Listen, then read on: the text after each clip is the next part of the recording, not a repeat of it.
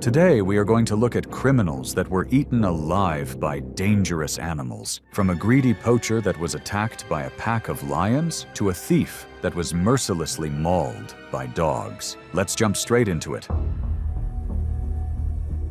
It was September 2016, in a remote southern sector of a major South African wildlife reserve. The early morning air hung thick with humidity as the African sun began its ascent over the vast savanna. In the distance, the Crocodile River meandered through the terrain, its banks lined with dense vegetation that served as perfect cover for the park's apex predators. Faraji Tembe, a 34-year-old from Mozambique, had breached the perimeter fence overnight through a damaged section long exploited by organized poaching networks. Tembe was no ordinary trespasser. He was a seasoned rhino poacher with over a decade of experience in the illegal wildlife trade. His criminal record included multiple arrests for wildlife trafficking and armed robbery across southern Africa. Known for his methodical approach and ruthless efficiency, Tembe had temporarily separated from his accomplices to locate the wounded animal before first light, a common tactic used to reduce detection during recovery. That morning, Tembe was tracking a wounded white rhino he had shot the previous evening. The massive animal had escaped into the thick bush, taking with it a horn worth over $50,000 on the black market. Unknown to him, park rangers had flagged the gunshot reports from the previous night and would later prioritize a ground patrol sweep of the sector, with aerial surveillance considered if spoor or a carcass was located. The tracking had proven more difficult than anticipated. Fresh lion tracks crisscrossed the rhino's blood trail, and vultures circled overhead, indicating recent predator activity in the vicinity. Radio chatter from the ranger station had referenced recent lion activity near the waterhole system, but Tembe remained focused solely on his valuable quarry. The African lion is among the continent's most formidable predators, with large males weighing over 400 pounds and jaws powerful enough to crush bone. These apex hunters are most active during the cooler hours of dawn and dusk, when they patrol their territories and hunt for prey. Lions are highly territorial animals, particularly when protecting their pride and cubs from perceived threats. As Tembe followed the rhino's blood trail through tall grass, he unknowingly entered the core territory of a pride consisting of one dominant male and 3 adult females. The pride had been feeding on a recent kill near a waterhole, their heightened alertness triggered by the scent of blood and the presence of an intruder. At approximately 6:15 a.m.,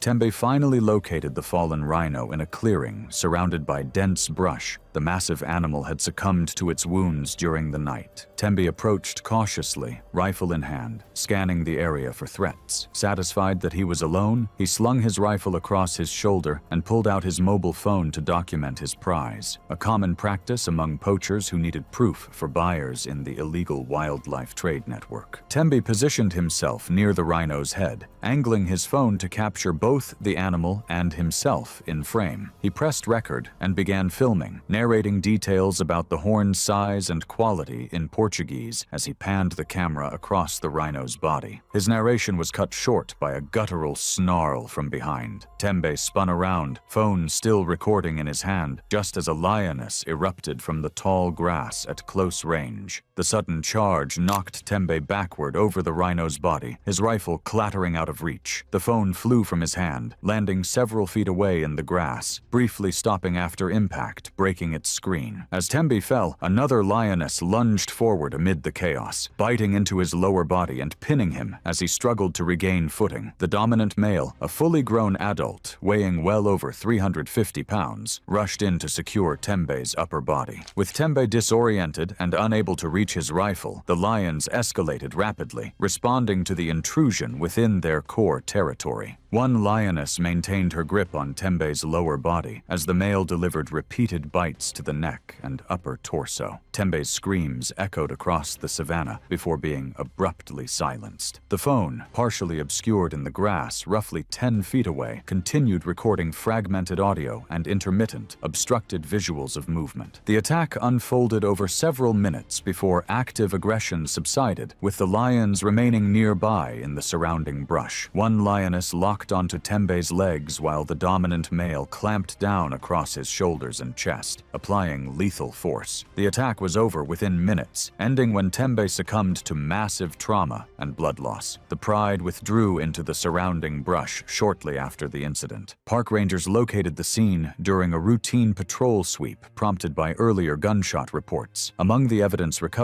was Tembe's mobile phone, its battery nearly depleted, but the memory card intact after being partially shielded by grass and soil. The footage, cracked, partially obscured, and missing its final moments, corroborated the circumstances of Tembe's death and assisted investigators in confirming his identity. The investigation revealed Tembe's extensive criminal history and connected him to multiple rhino poaching incidents across the region. His death sparked mixed reactions, with public opinion sharply divided among conservation advocates familiar with the damage caused by wildlife trafficking. The footage remains sealed as evidence, used solely to reconstruct the incident and support ongoing anti-poaching operations, with park officials concerned that it was too graphic for public release.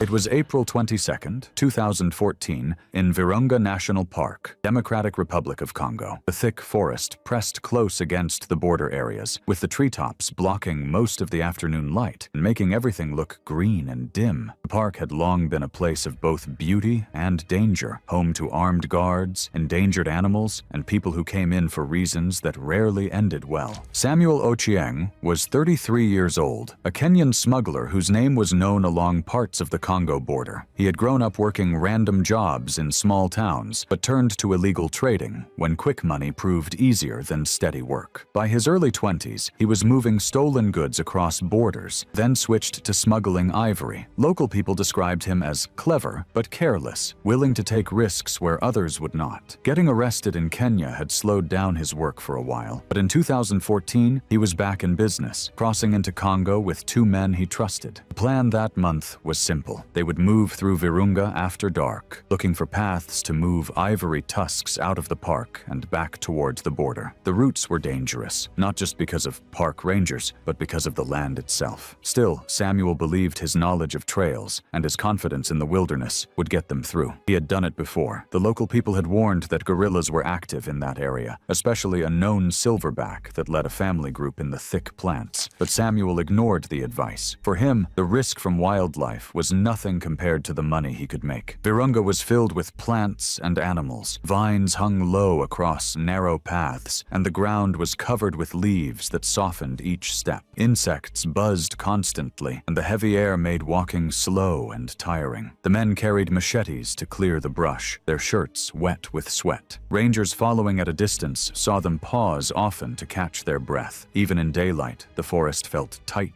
and pressing, with sounds that were hard to place. Bird calls, the snap of branches, and thunder far away. The eastern lowland gorillas that lived here were among the biggest primates in the world. Adult silverbacks could weigh well over 400 pounds and stand nearly 6 feet tall when standing up. Their arms were strong enough to break branches thicker than a man's wrist, and their bites could crush bone. They were usually peaceful, moving through the forest in family groups, eating leaves, fruits, and stems. But when threatened, especially when young ones were nearby, a silverback could fight back with terrible force. The warnings had been there. Village people had talked about broken branches, fresh droppings, and tracks pressed into the mud. The rangers watching Samuel's group saw signs of gorillas on the same path, flattened plants and chest-beating herd in the distance. But the smugglers kept going, focused on their route. Samuel, leading the way, ignored the sounds and kept cutting through brush. The encounter happened suddenly. As the men stepped into a small clearing, they disturbed a family of gorillas. From the edge of the trees, a large silverback rushed forward. The two rangers watching from nearby saw Samuel lift his machete, but he could not use it. The gorilla struck him hard, sending him backward into a tree. The noise of the collision carried through the clearing before silence returned. Samuel hit the ground hard, trying to crawl away. The gorilla came forward, hitting with both arms. Each blow landed with heavy sounds, crushing his chest and breaking his ribs. His partners ran into the forest, yelling in panic. The rangers, though they had guns, did not shoot. Their job was to protect the animals and record what happened. They yelled and hit trees, trying to get the silverback's attention, but the gorilla ignored them until Samuel stopped moving. His body moved once before going still. Only then did the silverback step back, beating its chest before going back into the plants, leading the rest of its family away. After it was over, there was silence, except for the distant calls of birds returning to the treetops. The rangers came closer, carefully, finding Samuel motionless, his chest crushed from the force of the blows. His machete lay several feet away, half buried in leaves. The rangers secured the area and waited until daylight to move the body. By morning, Samuel's remains were taken out of the forest and examined. Severe injuries from being hit were clear: multiple broken ribs, collapsed lungs, and breaks from being slammed against the tree. His clothes were torn, soaked with blood and dirt. There was no sign that he had been eaten. The gorilla had acted in defense and left once the threat was over. His burial was done quietly near the border. Only a few close relatives were told, and there was no ceremony beyond a simple grave. The authorities put out a short statement, saying only that the death happened during suspected illegal activity inside Virunga. No international news carried the story, and within days it faded from local talk. For the rangers, it was another entry in their records, proof of what happened when people crossed into protected land. For villagers, it showed that the warnings given should not be ignored. In Virunga, where wildlife was pressured by poaching and smuggling, the balance was always fragile. Samuel's death became one more case of human risk met by the strength of the forest's defenders. His body was taken from Virunga quietly, buried with only close relatives present. Officials reduced the event to a short note, citing illegal activity within protected ground. There was no ceremony, no public account beyond that.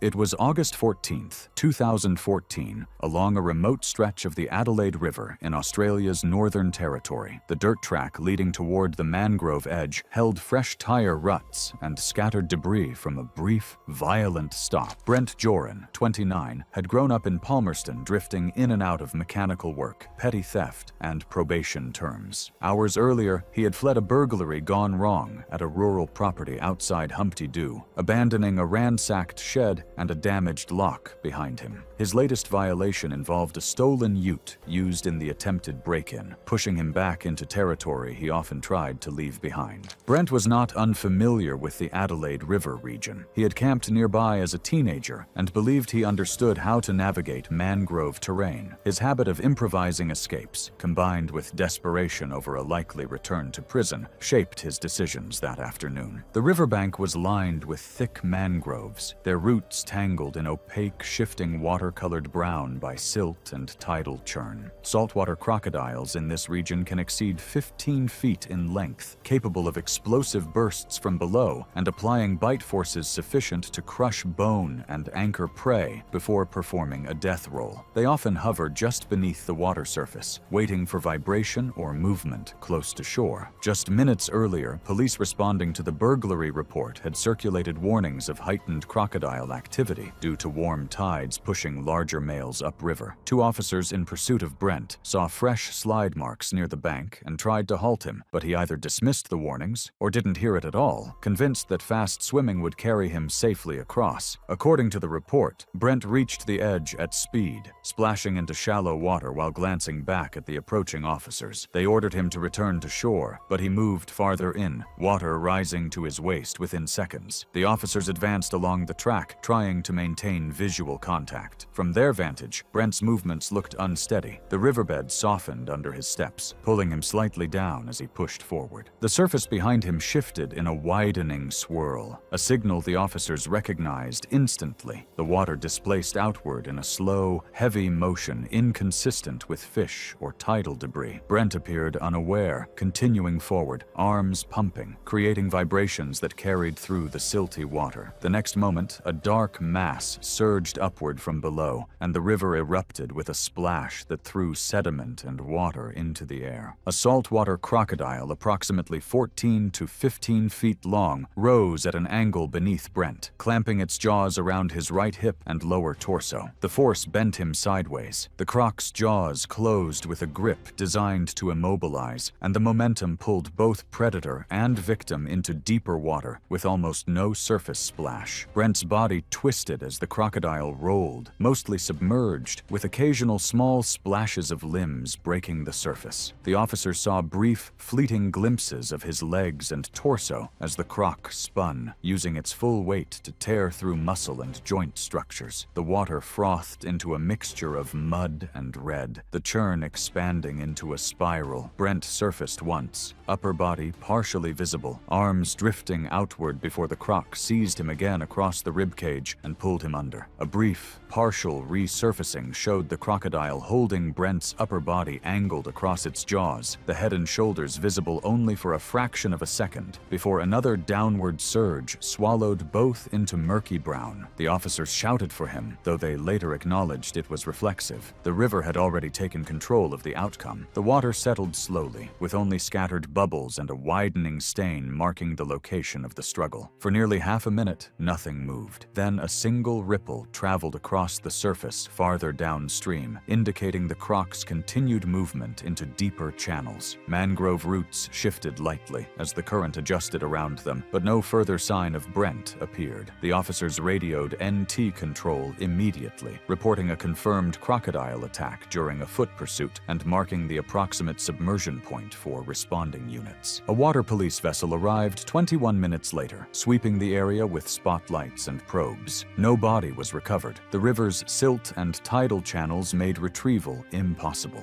The overturned mud at the bank and scattered blood traces were collected as evidence, along with Brent's shoe caught between mangrove roots and debris from the rushed entry into the river. 2 days later, crocodile management officers located and euthanized a large male showing signs of recent ingestion. Examination suggested the croc had ingested synthetic materials and metallic fragments consistent with Brent's clothing and belt, though the precise identity of these items could not be fully confirmed due to partial digestion. The confirmation ended the search, and authorities closed the river section temporarily to prevent further incidents. No public statements came from Brent's family. The officers involved filed detailed reports, acknowledging the realism of the warnings they had given only seconds before the attack. It was September 15, 2017, in the remote backcountry of the Many Glacier region of Glacier National Park. Temperatures hovered in the mid-50s, and shifting patches of fog moved between stands of lodgepole pine. The terrain consisted of narrow game trails, thick huckleberry growth, and steep benches of glacial rock. Radio logs later confirmed the search team crossed into this sector of wilderness at 2:28 p.m. 7 officers had been assigned to the ongoing search for 2 hikers overdue from a 3-day loop. The group included Park Ranger Declan Brooks, 34, acting search coordinator, Deputy Russell Carver, 29, accompanied by his tracking dog, Officer Nolan Beck, 41, certified in mountain rescue, Officer Shannon Mills, 26, selected for her climbing capacity, Communications Specialist Frank Dwyer, 38, Tactical Medic Jaime Perez, 33, and Evidence Technician Valerie Scott, 31. Their equipment reflected standard backcountry protocol. Only Brooks and Beck carried firearms, both sidearms to reduce weight on the steep terrain. All 7 officers carried bear spray, but the bear's sudden emergence at under 20 feet left no time or space for effective deployment. Aerial reconnaissance that morning had identified what looked like abandoned gear near a forested drainage. The team moved toward the coordinates, navigating progressively denser vegetation until they approached a narrow meadow bordered by deadfall. According to GPS timestamps, they reached the clearing at 2:43 p.m. Carver's dog alerted in the direction of a mound of disturbed soil and branches. Investigators later confirmed it was a grizzly food cache, likely covering an elk carcass.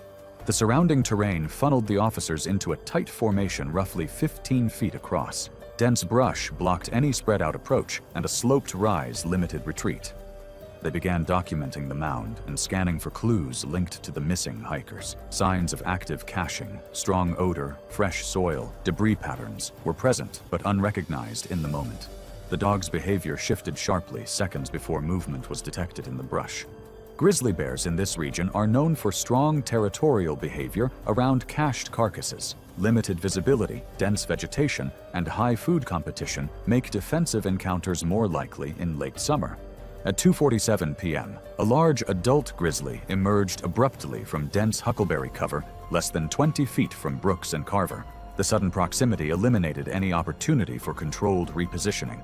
Audio from body cameras captured the sound of breaking branches immediately before the initial contact. The bear struck Ranger Declan Brooks first, driving him backward into a structure of fallen branches. The impact sound indicated severe trauma, and Brooks was no longer visible in subsequent footage. The bear continued forward into the cluster. Deputy Russell Carver attempted to pull his dog behind him, but the rapid charge forced both to the ground. The dog retreated into the brush, uninjured but out of sight. Carver disappeared from view as the bear's movements pushed him into vegetation at the meadow's edge. Tactical medic Jaime Perez and evidence technician Valerie Scott attempted to withdraw toward a narrow game trail leading out of the clearing. The trail formed a natural bottleneck due to a combination of slope and intertwined deadfall. Footage captured the bear redirecting toward their movement. Investigators later determined the angle of the trail made it impossible for Beck or Mills to fire safely in their direction. Sounds recorded on Perez's camera indicated both were overtaken within seconds. On the opposite side of the clearing, communications specialist Frank Dwyer and Officer Nolan Beck attempted to create distance by moving toward a soft, grass-covered depression.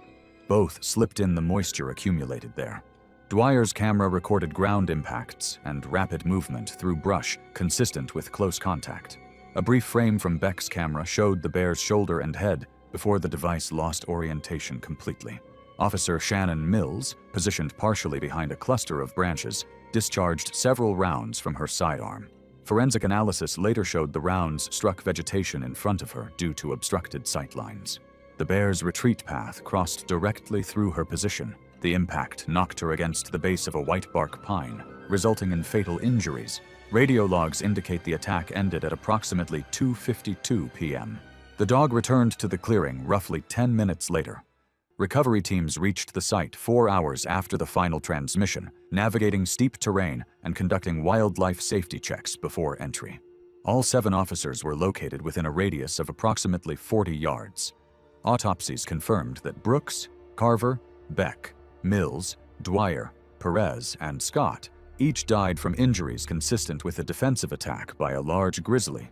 Investigators concluded the team had unknowingly entered the defended perimeter of an active food cache. Dense vegetation, limited visibility, and constricted terrain prevented early detection and restricted movement during the attack. Ballistic analysis confirmed no friendly fire. The bear responsible was tracked for 6 days using carcass sites, ground disturbance, and hair samples, but was not located. The incident resulted in updated backcountry search protocols, including mandatory long gun overwatch in dense bear habitat, expanded standoff distances around suspected carcasses, and revised cluster spacing procedures during search operations.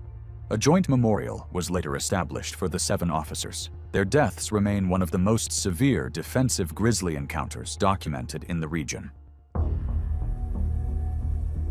It was July 22, 2016, in a remote interior slough several miles south of the Tamiami Trail within the Florida Everglades, where cypress trees draped in Spanish moss created a canopy over dark, tannin-stained waters. The midday sun beat down mercilessly, pushing air temperatures into the mid-90s and driving the heat index well past 105 degrees and creating a humid atmosphere thick with the sounds of cicadas and distant bird calls. Alligator slides marked the muddy banks, while eyeshine had been spotted glinting from the water's surface the previous evening. Max Kelly, a 31-year-old construction worker from Miami, had arrived at this isolated location with a purpose far removed from recreation. For the past 4 years, Kelly had operated a sophisticated kidnapping ring across the southeastern United States, targeting wealthy families and demanding ransoms that often exceeded $1 million.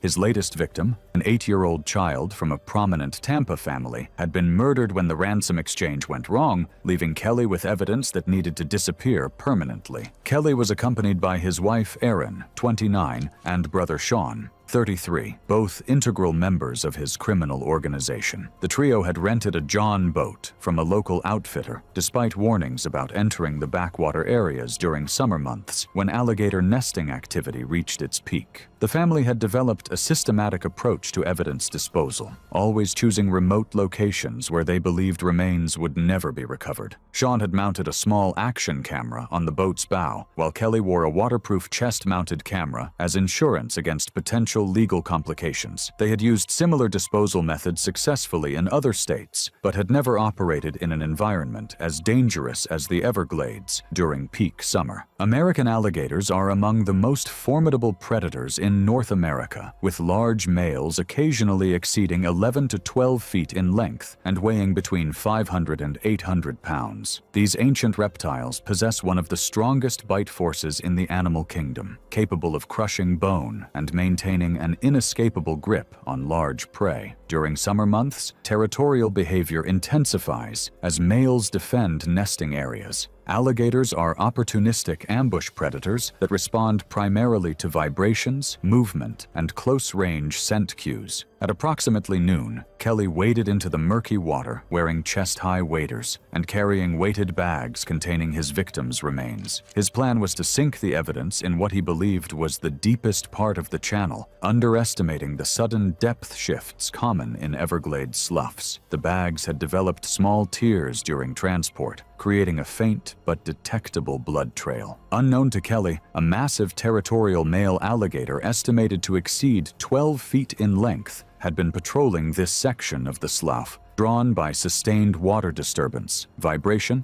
and irregular movement created by Kelly wading through the channel. Kelly's chest camera captured his perspective as he moved deeper, while the bow camera recorded a single V-shaped wake approaching from his left side. As Kelly reached chest-deep water and turned to signal his accomplices, the massive bull alligator struck without warning. The reptile's jaws clamped down on Kelly's left thigh with devastating force, the impact clearly visible on both recording devices. The alligator immediately initiated its signature death roll, spinning Kelly underwater repeatedly while maintaining its crushing grip on his upper leg. Kelly's chest waders tore and flooded unevenly, creating severe drag and restricting leg movement, effectively eliminating any chance of escape. The spinning motion disoriented Kelly while causing catastrophic trauma to major blood vessels and surrounding tissue in the upper leg. The alligator's teeth punctured deep into muscle and bone, creating catastrophic blood loss. Within 90 seconds, Kelly lost consciousness due to catastrophic blood loss, combined with repeated submersion. Kelly's chest camera continued recording underwater as the alligator maintained its hold and executed several more death rolls. The drowning process was rapid. Kelly inhaled water during one of the violent rotations while unconscious, and his body went limp approximately 2 to 3 minutes after the initial strike. The alligator dragged Kelly's body to deeper water and wedged it beneath a submerged log. One additional alligator briefly approached during the initial attack, but quickly retreated when the dominant male displayed aggressive posturing. The bow camera captured the violent surface disturbance before the water returned to calm. Aaron and Sean fled immediately, abandoning the boat and camera equipment. They drove directly to a safe house in Tampa, believing they had eliminated all evidence. Park rangers discovered the abandoned John boat the following morning, partially grounded near a public access channel. Investigators recovered waterproof action cameras, whose sealed memory cards preserved footage from the incident. Dive teams recovered Kelly's remains 4 days later from the submerged cache site. Evidence of post-mortem scavenging by multiple alligators was present, but forensic analysis confirmed the cause of death as drowning and exsanguination from the initial attack. The investigation revealed Kelly's extensive criminal network and led to the conviction of both surviving family members on federal kidnapping and murder charges. The video evidence was used exclusively during prosecution and sentencing, remaining sealed from public view following the conclusion of the trial. It was July 14, 2013, on the edge of Mato Grosso, Brazil. It was the dry season in the Pantanal, with low rivers and cooler nights. The grass was tall, and the searchers moved carefully through the trees. For the men searching that night, the jungle carried not only darkness, but also the sense that something was present, hidden within the brush and trees around them. Diego Alvarez, 29, had once been known in Cuiabá for being quick with his hands and having a short temper. He worked random jobs on construction crews, but had turned to stealing and attacking people. His criminal record went back nearly 10 years, with time in jail and long periods of hiding. He had gotten used to slipping into rural areas when police got too close, surviving on farm scraps and help from people too scared to turn him away. On the night of July 13th, a robbery went bad in the city, leaving Diego running from the law. He headed south, toward the forests that had often given him cover before. His reputation went ahead of him. Farmers along the edge of the Pantanal wetlands knew him by name. Some said he had been living like a ghost in the brush for weeks. Others warned police that he was dangerous but also desperate. When word came that he had been seen near a small cattle farm, authorities moved fast. They got 2 local men who knew the land well to help track him, knowing the area was thick with hidden water channels and dangerous animals. The search party pushed into land where the farm turned into jungle. The air was wet and heavy, carrying the smell of damp soil and rotting plants. Mud grabbed at boots, and insects swarmed around lights. Beyond the tree line, the Picuri River split into narrow channels, each thick with tall grass and floating debris. The locals knew it as Jaguar territory. Big cats had been spotted along the riverbanks that month, one of them large enough to leave paw prints nearly as wide as a man's hand. Jaguars, the biggest cats in the Americas, thrived here. They weighed up to 250 pounds, with powerful jaws built for crushing bone. Unlike lions or tigers, jaguars often hunted by surprise near water, dragging their prey into rivers to drown it before eating. Their bite was stronger than any other cat, powerful enough to crack a skull. Farmers who lived nearby carried rifles not just for wild pigs, but to keep jaguars away from their livestock. In recent weeks, calves had gone missing from pens not far from where Diego was now moving. Warnings were everywhere. Farmers had told officers that the riverbanks were unsafe at night, especially after the rains made the currents stronger and the mud heavier. Park rangers had put up signs along trails after several reports of jaguar sightings. Even the ground carried reminders, large paw prints pressed into the mud, some still fresh, small pools of rainwater resting inside. Anyone familiar with the forest knew what those marks meant. But Diego, with police closing in behind him, paid them no attention. His only thought was to cross the river and lose his trail. Near midnight, he reached a shallow bend where the water spread wide and slow. Witnesses said the night had been unusually quiet before the first sound of splashing. Diego waded carefully, one arm raised to keep his bag out of the water. Then a low growl broke the silence. From the tall grass came the jaguar, its body low, its eyes fixed on him. Farmers watching from the far bank shouted, but it was too late. The animal leapt, its jaws clamping onto Diego's shoulder. The water rippled and broke around them as he thrashed, his movements frantic against the jaguar's strength. The attack happened quickly. People watching described hearing the jaguar's growl mixed with Diego's screams. The cat changed its grip, biting around his head. His body moved once more before the sound stopped. The police had only handguns, and these were not safe to use against a jaguar at close range, so they held back. The jaguar pulled him under the water, which moved around before going still. The entire fight lasted less than 2 minutes. The river had small ripples afterward. Officers looked through the tall grass with flashlights, but saw only muddy water. Farmers stood back quietly, with the sound of insects slowly coming back as the night settled again. Diego did not surface. By morning, searchers moved carefully along the bank. They found pieces of clothing caught in grass and drag marks leading into thick brush. Not far away, they found remains that had been partially eaten, bones marked by teeth. His small bag and shoes were found nearby, soaked and torn. The authorities put out a short report later that day. It said simply that Diego Alvarez, wanted for robbery, had died while running through restricted land. The statement mentioned only wildlife as the cause. One local newspaper covered the story with a short article, noting the dangers of moving at night in jaguar country. There were no big headlines beyond the region. Diego's funeral was small, with only close relatives attending. No photos were taken. To the family, it was a loss. To the police, it was the end of a chase. For the farmers, it was proof of what they already knew. In those wetlands, the forest gave no protection to the desperate, and the jaguar remained the silent ruler of the riverbanks.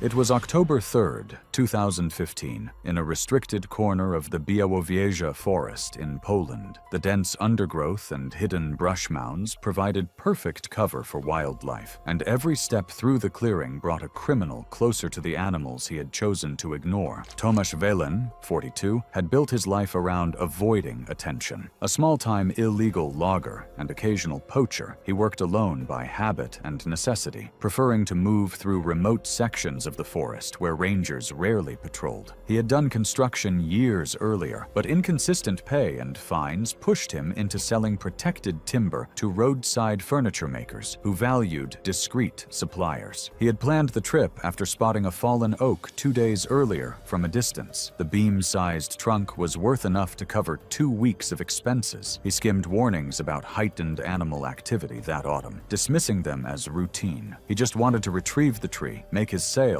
and return home as fast as possible. Wild boars in this region typically weigh 175 to 220 pounds, with sows known for aggressive defensive behavior when piglets are present. Their forward thrust can reach surprising speed over short distances, and the curved tusks, usually around 3 to 4 inches, are capable of inflicting deep puncture wounds. Sows often build concealed brush mounds for bedding, blending seamlessly with the forest floor. Tomasz likely saw fresh boar tracks pressed into the damp soil near the fallen oak, but he probably downplayed them, believing any animals had moved on during the night. Additionally, he ignored a forestry bulletin posted in town warning that suafaus were bedding closer to clearings due to early temperature drops. Based on scene reconstruction, he steadied the chainsaw, knelt beside the trunk, and began cutting into the oak, unaware that a dense mound of brush only 15 feet away sheltered a sow with 4 piglets. The chainsaw noise spread through the clearing in abrupt pulses. An illegal logger named Marek, arriving late and moving quietly about 80 feet away, noticed the brush mound shift almost immediately. The sow emerged in a sudden, forceful burst, her body low and shoulders forward. The movement was fast enough that Marek instinctively froze. Tomasz turned at the sound of breaking twigs, but reacted a second too late. The sow reached him in a short charge, estimated at less than 2 seconds. Her head collided with Tomasz's legs and lower abdomen almost simultaneously, the initial impact sufficient to knock him backward onto the leaf-covered ground and force the chainsaw from his grip. According to Marek, the tusks immediately punctured soft tissue in his lower abdomen, producing a thick, wet sound that carried through the clearing. Blood gushed heavily, pooling rapidly beneath him. Tomasz attempted minimal movement, dragging himself only a few inches toward thicker brush, but the effects of rapid blood loss and shock severely limited his mobility. Marek later reported seeing dark blood saturating the leaves beneath him almost immediately. The sow's tusks then struck the upper thigh once, producing a deep, immobilizing wound. After delivering these defensive strikes, the sow paused for only a brief instant to reassess the threat before retreating rapidly to the brush mound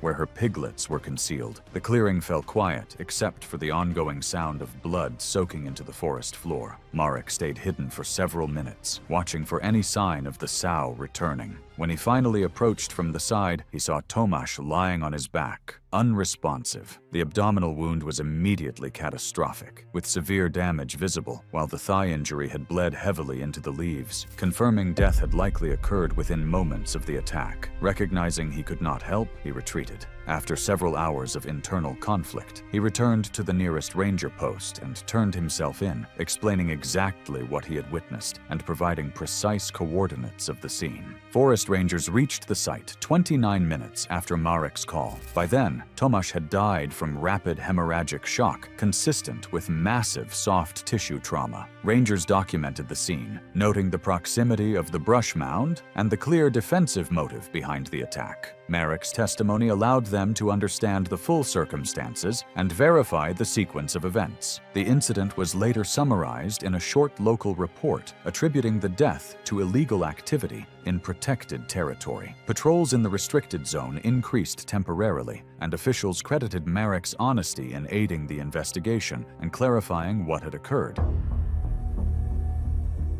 It was June 22, 2016, in a remote stretch of the Florida Everglades. Sawgrass, mangroves, and shallow waterways filled the landscape. At 11:38 a.m., Officer Hollis King, 35, navigated a department airboat 15 miles into the marsh toward coordinates rarely visited by rangers. King was a cold case detective assigned to the disappearance of 23-year-old Maria Santos, who had vanished 3 years earlier.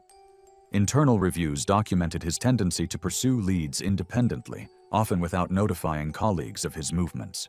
Supervisor notes indicated multiple reminders for King to follow field safety procedures, but case files show he continued operating alone on sensitive investigations. According to digital logs recovered later, he launched into the wetlands without filing a location report or briefing any member of his unit. The coordinates supplied by an informant led King to a narrow strip of elevated ground bordered by mangrove roots and shallow water. He secured the airboat and began a systematic search using a magnetometer and portable ground-penetrating equipment. After several hours of scanning, his instruments detected subsurface irregularities near the waterline. King excavated the area carefully, documenting each stage with photographs and GPS recordings. Skeletal fragments emerged through the muddy sediment, including partial long bones and vertebral sections consistent with a small adult female. The bones displayed patterns consistent with trauma, though the extent would require forensic confirmation. While collecting remains, King extended his search perimeter. Debris had been scattered by tidal action, and additional fragments appeared several feet offshore in knee-deep water. He stepped into the shallows to retrieve them, focusing on preserving the evidence before weather or water movement altered the site further. Department policy discouraged wading alone in alligator habitat, but King had no recorded communication with his unit at this stage. American alligators inhabit much of the Everglades and use still water and submerged vegetation for concealment.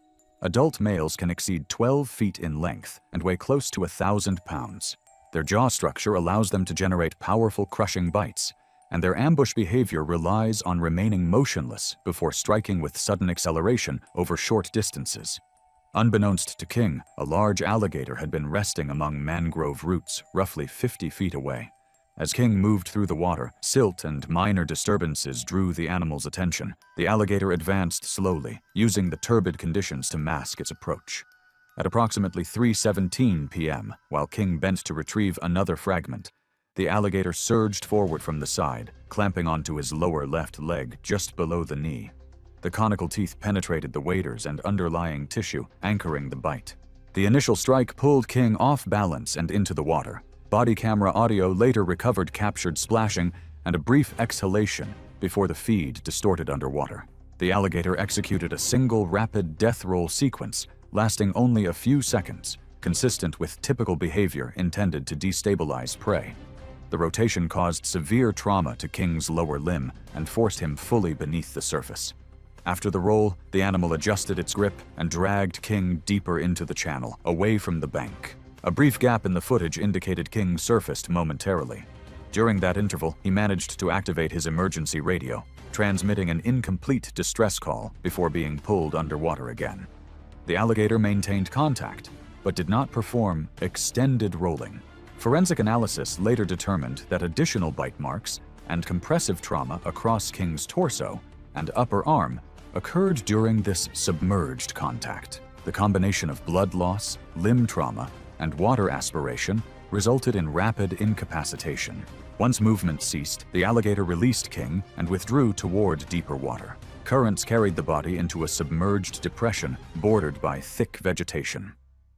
King's absence went unnoticed for 2 days because he had not logged his assignment or reported his destination. The airboat remained hidden by overgrowth until a local hunter discovered it on June 30th and notified authorities. A coordinated recovery effort began shortly after, with divers locating King's body in approximately 10 feet of water and roughly 200 yards from the excavation site.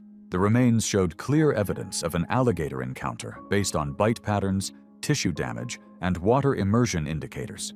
A large alligator observed in the vicinity did not approach the team and was not pursued, as wildlife officers determined there was no ongoing public safety threat. The photographs, GPS coordinates, and skeletal fragments recovered from King's equipment were forwarded to forensic specialists.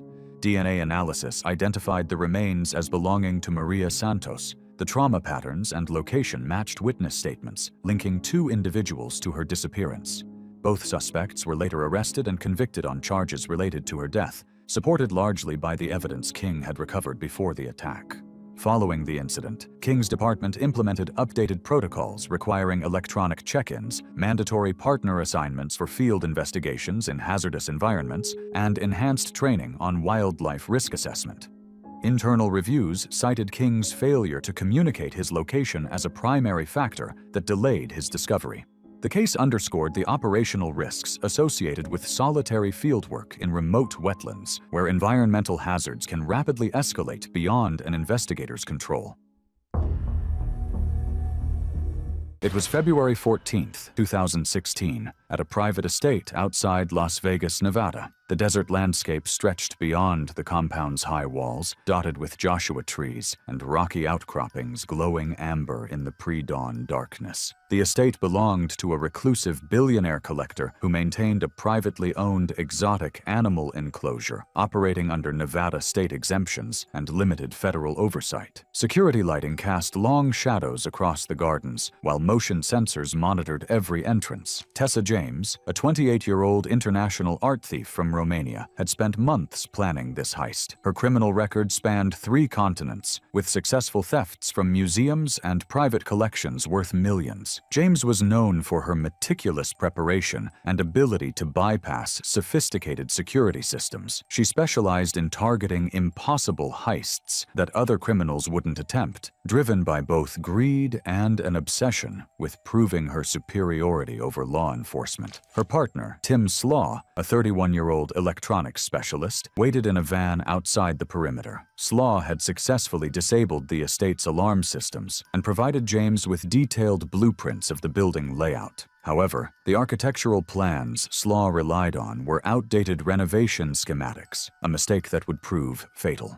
The facility map showed the art gallery adjacent to what appeared to be a sealed utility structure, but the space had since been converted into part of the owner's private wildlife facility. James planned to access what she believed was a maintenance hatch leading into the gallery's service corridor, steal 3 specific paintings worth over $10 million, and escape before dawn security rounds began. The collector was traveling abroad, leaving only minimal overnight staff. James wore a helmet-mounted camera to document the theft for potential buyers. The Siberian tiger is the largest living cat species, with adult males commonly weighing between 400 and 550 pounds and measuring over 10 feet in length. These apex predators possess incredible strength, capable of dragging prey twice their body weight over considerable distances. Adult tigers are highly territorial and solitary by nature, typically housed separately in captivity, except during controlled breeding situations. In captivity, tigers retain all their predatory instincts and can become highly aggressive when startled or cornered. At 5:15 a.m., James successfully breached what she believed was a maintenance hatch into the gallery's service corridor. Instead, she dropped into what she believed was a sealed service corridor, landing inside a restricted interior zone of the enclosure housing a single large adult male tiger. The facility's infrared cameras captured her landing on the sandy substrate as the massive cat immediately oriented toward the unexpected intrusion. Alarmed motion sensors detected the breach, triggering silent alerts to the security monitoring station. James's helmet camera recorded her perspective as she realized her mistake. The 480-pound male tiger emerged from his resting area and began stalking toward her with focused intensity. The tiger displayed typical hunting behavior, lowering his body and moving with deliberate, calculated steps. James retreated against the enclosure wall and deployed pepper spray from her equipment belt. The spray caused only a momentary flinch, failing to disrupt the tiger's advance. The male tiger charged with explosive speed, covering the 15-foot distance in under a second.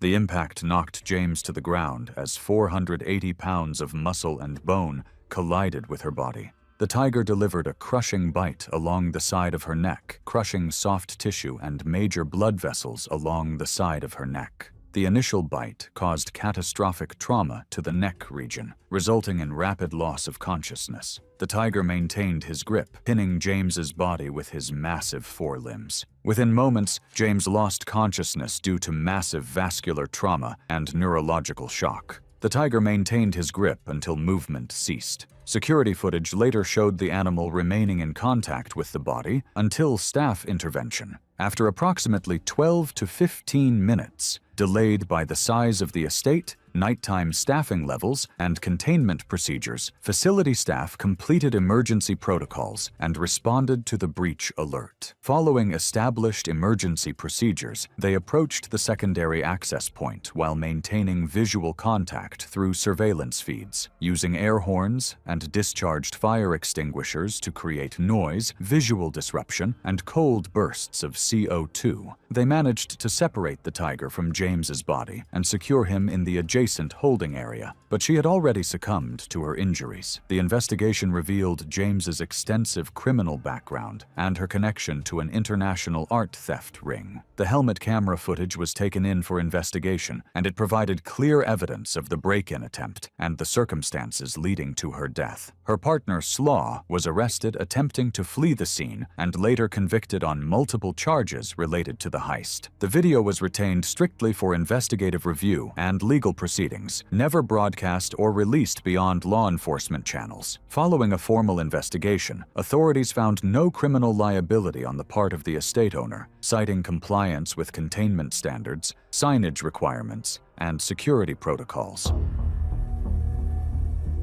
It was October 14th, 2018, near Gombe Stream National Park in western Tanzania. The sun was setting behind the hills, and the air was heavy with wood smoke from villages and the damp smell of the forest edge. The day ended quietly for most, but for one man, the evening brought a choice that would not pass unnoticed and would soon lead to his death. Joseph Mwangi was 35 years old, known across villages as a petty thief. He rarely stayed in one place, moving between towns along Lake Tanganyika. His crimes were small: stolen chickens, missing bicycles, food disappearing from sheds. But his persistence made him a problem. Some said he survived by stealing from outsiders, especially tourists who left gear or food unattended. By late 2018, rumors spread that Joseph had been stealing from temporary camps set up near Gombe's boundary. That evening, Joseph crossed into the forest edge, with his eyes on a camp set by visiting tourists. The group had put up tents under the guidance of a local tour guide. Food was stored in a canvas tent near the edge of the site, and as the sky got dark, Joseph slipped past. To him, the risk was small. The tourists were busy with dinner preparations, and he believed he could grab supplies and disappear into the trees before anyone noticed. The setting carried its own warnings. Gombe Stream National Park was thick with plants, steep ridges, tangled undergrowth, and tall fig trees that cast long shadows. At night, the forest grew louder with insects buzzing, frogs calling, and the rustle of unseen movement. The tourists who stayed nearby were often told about one rule above all others: never leave food out in the open. The reason was simple. Chimpanzees roamed freely here, and food theft often brought them to camps. Chimpanzees were powerful animals, far stronger than humans of similar size. Adult males could weigh up to 130 pounds, but carried muscle that allowed them to deliver crushing blows. Their jaws, built for cracking nuts, could tear through flesh and bone. Known for intelligence and group behavior, they defended food aggressively and reacted violently when threatened. Rangers often reminded visitors that chimps were not tame, that they could and would attack humans who crossed them. Clear warnings had been given. Villagers said chimps had been seen searching for food near campsites in recent weeks. Guides noticed broken branches and droppings close to the trails. Earlier that day, several tourists mentioned that a group of chimps had stayed nearby, watching from the trees before moving off. Joseph focused only on what he could take, ignored it all. He He entered the food tent, ripping open plastic containers and bags, leaving scraps and pieces scattered around. People watching later said the sound of screaming came first. Out of the trees came a group of chimpanzees, drawn by the smell and noise. They moved quickly, surrounding Joseph before he had time to run. He grabbed a stick and waved it wildly, but the chimps screamed louder, their teeth showing. The tourists and guide stood frozen at first, shocked by the sudden chaos. The first chimp jumped forward, biting its teeth into Joseph's arm. He shouted and hit with the stick, but more closed in, grabbing at his clothes and pulling him to the ground. The clearing was filled with noise from the attack, screeches from the chimps, fabric tearing, and Joseph's cries. The guide shouted and threw rocks, but the chimps held their ground until Joseph fell down. The chimps bit at his face and arms, tearing deep wounds as they swarmed around him. One bit onto his leg, while another scratched its nails across his chest. Blood spread quickly across the dirt. The tourists backed away, some covering their mouths, others pulling out phones before being told to stop. The guide continued throwing rocks, but only after about 3 to 5 minutes did the chimps retreat, climbing back into the trees one by one. When the noise stopped, Joseph lay motionless. His body was covered in blood,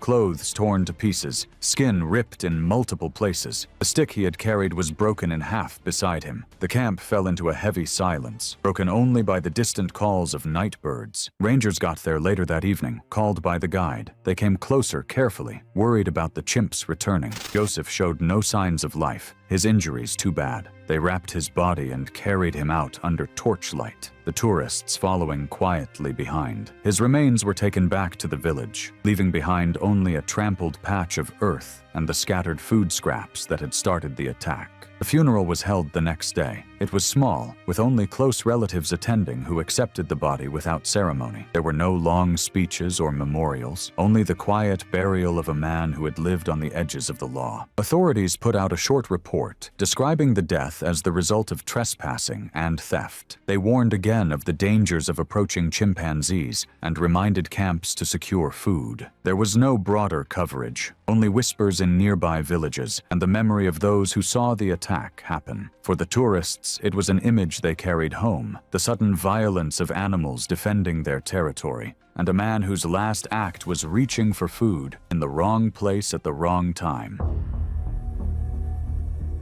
It was July 14th, 2018, in a rural stretch outside Tres Valles, Veracruz, Mexico, where the heat sat low over the abandoned farmland. Inside the weather-beaten farmhouse, the men worked with the quiet urgency of people who knew their trade was both profitable and precarious. Ramon Cale, 38, had been cooking low-volume batches for almost a year, drifting into the work after a series of short contract construction jobs dried up. He spent most of his earnings supporting his mother in Minatitlan. He wasn't connected to any larger group. He was simply a steady pair of hands who could follow instructions without causing problems. This job wasn't ambition, just a familiar routine in an unfamiliar economy. Ramon wanted to finish the week's run, collect his pay, and return home before the summer storms arrived. His habits in the lab were methodical. He preferred keeping the workspace organized, wiping down surfaces between steps, and making sure the heating elements were stable before any mixing began. Still, he had accepted working in the farmhouse even after noticing the cracked wall where insects slipped in and out. It hadn't seemed urgent, and no one else treated it as a hazard, though the wall's weakness could have contributed to structural collapse if disturbed. Africanized honeybees thrived in rural Veracruz, often occupying abandoned structures. They were known for extreme defensiveness, capable of releasing alarm pheromones that triggered mass attacks. A colony could hold tens of thousands of bees, each capable of delivering repeated stings. Based on scene reconstruction, a faint vibration likely pulsed through the back room, where the metal tables were stacked, as Ramon attempted to shift one to clear space. The legs scraped across the floor, nudging the already weakened drywall. A panel collapsed inward with a heavy, sagging sound, opening a jagged hole that exposed a dense honeycomb mass inside, just enough for bees to swarm quickly. The hum intensified rapidly. The other 2 to 4 men, whose exact number could not be verified, appeared appear to have fled instantly toward the back door. Ramon likely tried to follow, but a leaning metal shelf beside him shifted from the vibration and partially pinned his left side against the door frame, limiting movement to a few inches at a time. The reconstruction suggests the bees flooded the room in a concentrated wave, immediately engulfing Ramon. Physical evidence and forensic assessment indicate he likely attempted to clear his face, but bees clustered densely around his mouth, nose, and eyes. The venom caused rapid swelling, and convulsive movements would have ensued. Within seconds, bees covered nearly every exposed area on Ramon's body. Evidence indicates his neck and upper chest were heavily stung, and the fallen shelf prevented him from escaping more than a few inches, leaving him unable to exit the immediate area. Respiratory distress and systemic reaction to venom would have severely limited movement. Ramon likely collapsed fully onto his side within roughly 10 to 15 minutes, convulsing as the swarm continued. The room remained filled with chaotic buzzing, consistent with aggressive bee behavior under disturbance. One of the men eventually placed an anonymous call to emergency services, reporting an unspecified accident at the property. Firefighters arrived 16 minutes after the call and assessed the scene, waiting for certified beekeepers to safely remove the remaining insects before attending to Ramon. By the time responders reached him, he showed no signs of life. Skin was marked by hundreds of stings, verified by forensic documentation, and swelling had distorted his facial features. Authorities investigating the site documented chemical equipment and residues consistent with illegal production, but no living suspects. The death was recorded as a fatal stinging incident, reconstructed from physical evidence, including sting marks, shelf positioning, and the anonymous report. A short provincial news bulletin mentioned the incident without identifying the other men. Ramon's body was transferred quietly to a regional morgue, and beyond official records, the abandoned farmhouse remained still, except for faint residual buzzing from disturbed hives, a normal behavior after a mass bee disturbance.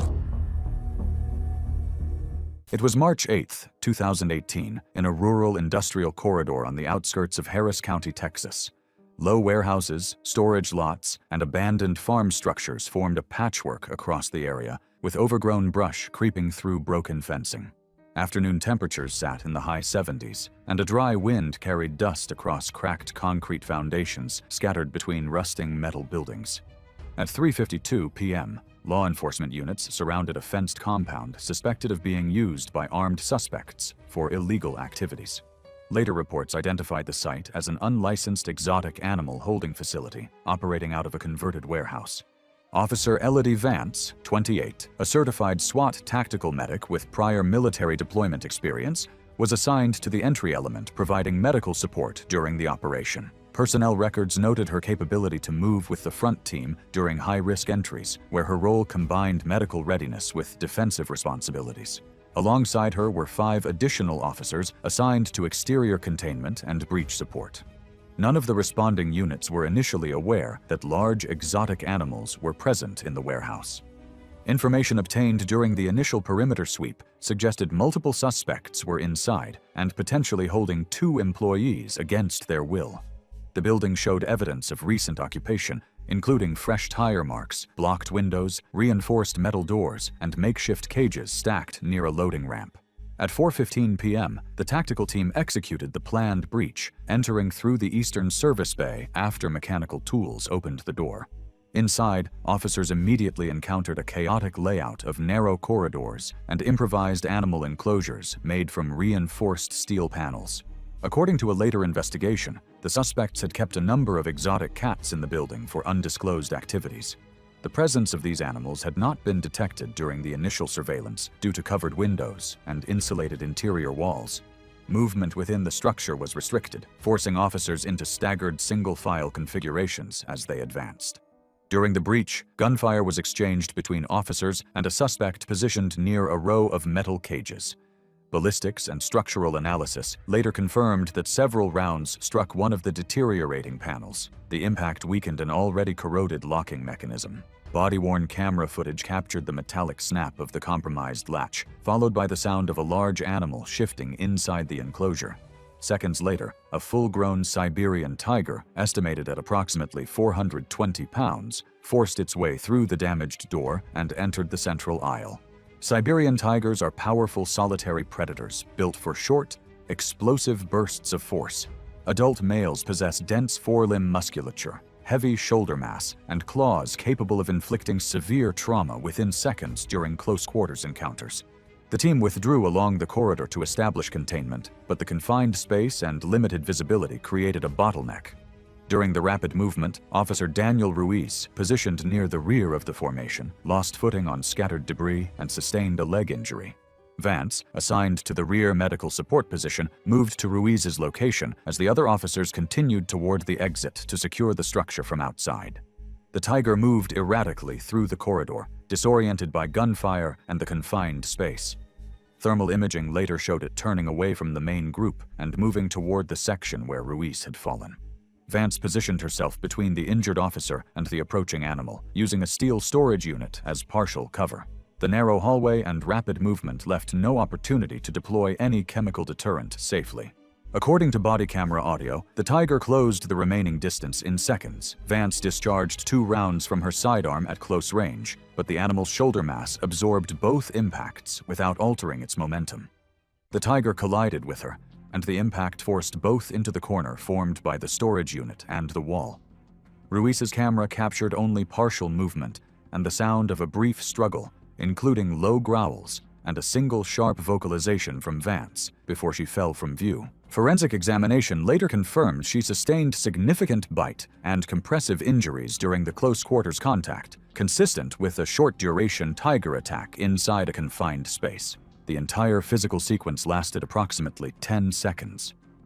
As the tiger redirected down the hallway, an exterior sniper positioned near the loading bay obtained a clear line of sight when the animal passed a broken doorway. At 4:19 p.m., the sniper fired a single round that struck the tiger through the thoracic cavity, causing it to collapse near the central corridor junction. Rescue personnel reached Vance within 90 seconds of the tiger being neutralized. She showed rapid blood loss from deep traumatic wounds to the upper body. Officers applied hemorrhage control measures and moved her to the staged medical vehicle, while Ruiz was extracted with non-life-threatening injuries. Vance arrived at a regional trauma center at 4:46 p.m. and underwent emergency intervention, but her injuries were non-survivable. She was pronounced deceased 2 hours later. The 2 employees were rescued unharmed, and 3 suspects were arrested. Investigators later confirmed multiple unregistered big cats on site, prompting updated tactical protocols for structures containing potential exotic animal risks. It was July 12, 2015, off the coast of Monterey Bay, California. The Pacific waters churned with unusual activity as seal populations concentrated near the submarine canyon. The deep canyon created upwelling currents that brought great whites into shallow hunting grounds. Carmen Delgado was 32, a human trafficking coordinator who transported victims between major West Coast cities using various routes to avoid law enforcement detection. She operated a legitimate charter boat business as cover, possessing advanced diving certifications and intimate knowledge of coastal waters. That morning, she was fleeing federal agents who had raided her trafficking operation, attempting to reach a rendezvous point with a cargo ship 12 miles offshore. Marine biologists had tagged several large sharks in recent weeks, noting increased feeding activity near popular diving spots. Marine researchers had been tracking unusual predator behavior in the area, documenting several large great whites exhibiting bold hunting patterns near seal colonies. Recent attacks on sea lions had increased dramatically as the sharks followed their natural prey into shallower waters. Experienced charter captains had quietly begun avoiding certain areas where seal populations were attracting increased predator activity. The previous week, marine researchers had documented multiple shark attacks on sea lions in the immediate area, with underwater cameras capturing footage of large great whites exhibiting natural hunting behavior. Hydrophone recordings had detected the distinctive low-frequency sounds associated with feeding activity occurring throughout the day. Despite these warning signs, Delgado was focused on evading federal authorities rather than heeding marine safety warnings. The great white shark, scientifically known as Carcharodon carcharias, represents the ocean's ultimate apex predator. Adults reach lengths of 12 to 20 feet, weighing between 2,000 and 5,000 pounds. These massive predators are capable of 25 miles per hour bursts and vertical breaches up to 10 feet above the water surface. They possess 300 serrated teeth, arranged in multiple rows, exerting bite force up to 4,000 pounds per square inch. Great whites hunt by ambush from below, using their dark dorsal coloration to remain invisible against deep water until the final strike. Delgado's 28-foot charter boat experienced engine failure 8 miles offshore at 11:30 a.m., the propeller fouled by abandoned fishing rope that had wrapped around the shaft. Her VHF radio returned only static, likely an antenna fault, and the emergency beacon failed to activate. With no other options, she was forced to don diving gear and attempt to clear the fouling herself. A 17-foot female great white had been patrolling the area, drawn by the concentration of seals feeding in the canyon's upwelling currents. When Delgado entered the water, her silhouette against the surface likely resembled the shark's natural prey. The attack came from directly below in a classic ambush strike, with the shark breaching partially out of the water while clamped onto Delgado's torso. The impact drove her several feet above the surface before both crashed back into the churning water. The shark's massive jaws delivered devastating trauma to her midsection, tearing through major abdominal vessels and puncturing vital organs, causing massive blood loss that would prove unsurvivable even with immediate medical attention. Following typical great white behavior, the shark released Delgado after the initial bite and circled at a distance, likely confused by the unfamiliar taste and texture. However, the severe trauma from the initial attack had already proven fatal. The bite had severed major blood vessels and caused catastrophic internal injuries that would have been unsurvivable even with immediate medical attention. Her buoyancy vest kept her at the surface as shock and blood loss rapidly overwhelmed her system. No further bites were recorded, consistent with documented cases of mistaken identity. The massive predator eventually departed the area, following its natural instincts to seek more familiar food sources. Delgado's body remained floating near the disabled boat until rescue helicopters arrived 40 minutes later, responding to the vessel's emergency beacon. Rescue teams recovered Delgado's body and extensive blood evidence from the water surrounding the disabled vessel. Marine biologists confirmed great white involvement through distinctive bite pattern analysis, which matched the tooth spacing characteristic of large female great whites. The attack site's proximity to active seal colonies explained the shark's presence in the area. Wildlife officials documented the incident as a case of mistaken identity, typical of great white encounters with humans in areas of high seal activity. The shark was not pursued or removed, as the attack occurred in the predator's natural hunting territory during normal feeding behavior. Authorities closed the human trafficking case, with victims providing testimony that led to arrests of Delgado's associates throughout the smuggling network.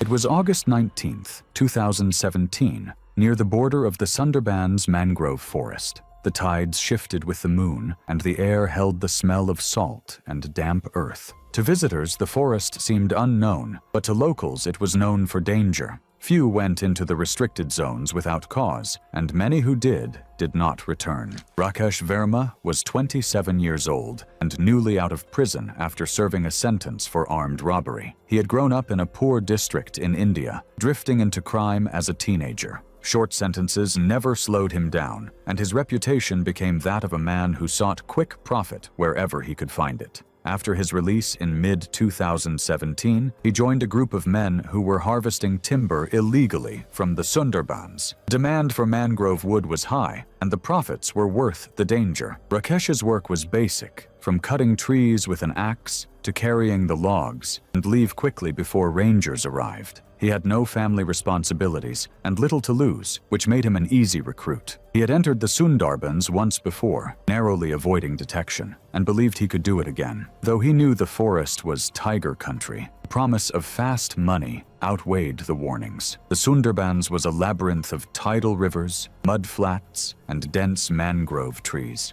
The air was thick and humid, filled with the buzz of insects and the distant calls of water birds. The ground shifted between firm roots and patches of soft, sinking mud that clung to boots. Fishermen and honey collectors rarely moved here without permits and protection, for the boundaries marked areas known for man-eating tigers. Even from the water, the forest looked dense, with twisted branches hanging over dark channels where little could be seen. Bengal tigers were the main predators in this forest. Adult males in this region weighed about 400 pounds, with some growing larger. Their bodies were built for moving quietly, and they could run in short bursts of 35 to 40 miles per hour. In the Sundarbans, tigers had learned to hunt differently than in open grasslands, moving silently through water and mangroves, ambushing prey from behind. Attacks on humans were not rare here. Locals told stories of men dragged from boats or seized on muddy trails, their remains never fully found. Signs of danger were clear. Villagers who saw Rakesh and his group heading into the forest shook their heads, saying no one should go in without protection or a permit. Rangers had posted signs near the boundary, warning of restricted zones and recent tiger sightings. Fresh paw prints had been seen along the mudflats days before, but the men ignored the signs, carrying only axes and ropes as they crossed deeper into the mangroves. By late afternoon, they had cut a small clearing, felling logs and stacking them near the riverbank. The forest fell into an uneasy quiet. Fishermen in a boat not far from shore later said they saw the men moving quickly, but heard little bird call or monkey chatter around them. That silence, to locals, was its own warning. The tiger moved out of the mangroves, unseen until it attacked. Witnesses said they saw orange and black stripes rush from behind the trees. The animal lunged and locked its jaws on Rakesh's neck. His scream carried over the water, loud and brief. He swung his axe, but struck nothing. The tiger's weight forced him into the mud, and within moments it was dragging him backward into the brush. The group scattered in panic. One man stumbled into the water, splashing as he climbed into the boat. Others ran into the trees without direction. Fishermen later said they heard Rakesh's cries, strained and fading, as the tiger pulled him into the swamp. The noise of breaking brush and mud followed. The men who escaped did not return to look for him. The fishermen stayed at a distance, unwilling to risk their lives by approaching. They said the forest grew quiet, save for the soft lap of water against their boat. The tiger, with its kill secured, disappeared into the mangroves. Searchers returned days later, guided by rangers. They found fragments of clothing tangled in roots, streaks of blood dried on mud, and drag marks that ended at a dense patch of forest. No body was ever recovered. The river tides and the tiger's feeding habits left little trace. His axe was located a short distance away, half buried in wet soil. The family received only what could be returned, his belongings and the confirmation that he had died inside the forest. The funeral held in his home village was symbolic, with prayers offered in the absence of a body. There was no large gathering, only immediate family and neighbors. Local rangers issued a short statement afterward, reminding the public that entering the Sundarbans without permits was both illegal and dangerous. They noted the area as high risk for tiger activity and warned others against attempting the same. For the fishermen who watched from their boats, the memory remained, the scream, the sudden blur of stripes, and the silence that followed. In the Sundarbans, even seasoned men spoke carefully of the forest, for they knew it belonged to the tiger. It was July 18th, 2016, in Dayton, Ohio. Warm air hung low over the rows of small acre-lot homes. Nothing in the street suggested the violent encounter that was about to unfold. Lyle Brennett, 35, had returned to the same patterns that had shaped most of his adult life. He worked odd construction jobs when sober, earning a reputation as someone who could fix fences, roofing edges, and small mechanical issues, but he often vanished for weeks when his meth dependency resurfaced. He had been out of jail for just 3 months, trying to balance court-mandated check-ins with the constant need for cash. That night, he wanted to steal power tools he knew the homeowner kept in an exterior shed and flip them to a scrap buyer he had used before. He had scouted the property twice during late afternoons, believing the homeowner always kept the 2 Rottweilers indoors after dark. The dogs were the only real obstacle, and he had likely convinced himself that the warm night forecast meant the owner would run the air conditioning and keep them inside. Lyle worked quickly when motivated, and he carried a small small bag with a pry tool, gloves, and a box cutter. He planned to be in and out within minutes, just long enough to fill the bag with anything that could be sold. His decisions, though flawed, made sense to someone who believed he understood the rhythms of the property and had run dozens of similar jobs without resistance. The backyard was dim, lit only by a distant porch light from a neighbor's house. A tarp-covered window in the fence let out a faint rustling sound as a breeze moved through. Behind it, the yard stretched 30 feet before reaching the shed.